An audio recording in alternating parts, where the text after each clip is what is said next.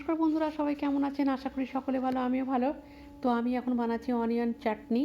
কড়াইতে সর্ষের তেল গরম করে দিয়ে দিলাম পেঁয়াজ, ছোটো ছোটো সাইজে পেঁয়াজ দিয়েছি, অল্প একটু রসুন দিলাম। এটা একটু মোটামুটি ভেজে নেব। মোটামুটি ভেজে নিয়ে তারপর 3টে শুকনো লঙ্কা দিলাম, এটাও একসঙ্গে ভেজে নিচ্ছি। তারপর এটা আমি মিক্সির বাটিতে দিয়েছি। এর মধ্যে আমি দেবো আমচুর পাউডার, একটা বড় চামচের 1 চামচ, আর অল্প একটু নুন দেবো। এখানে আমার ডিমের তরকারি হচ্ছে, সয়াবিন দিয়ে ডিমের তরকারি। আর এই যে দেখুন, এর মধ্যে দিয়ে দিচ্ছি আমচুর পাউডার 1 চামচ, আর অল্প একটু নুন দেব। ঠিক আছে, দিয়ে পেস্ট করে নেব। ঠিক আছে, রাতে আমি এটা বানাচ্ছি। রাতে এই ডিম সয়াবিনের তরকারি আর অনিয়ন চাটনি, এই যে অল্প একটু নুন দিয়ে দিলাম, দিয়ে এটা পেস্ট করে নেব। নিয়ে তারপর আমি ফোড়ন দেব। এই যে দেখুন, পেস্ট বাটিতে নিয়ে নিয়েছি। আর ফোড়নটা দিচ্ছি শুকনো লঙ্কা, সর্ষে, আর ছোলার ডাল, কলাইয়ের ডাল দিলাম। আর কারি পাতাটা দিতে পারলাম না, কারণ গাছ থেকে তুলে আনা হয়নি, আর রাতে গেলাম না।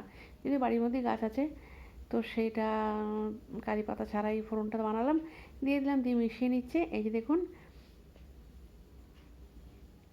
মিশিয়ে নেওয়ার পর আমি ভাতের সঙ্গে পরিবেশন করে নিলাম নিজের জন্যই। এটা তো আমার ছেলে একটু খেয়েছে।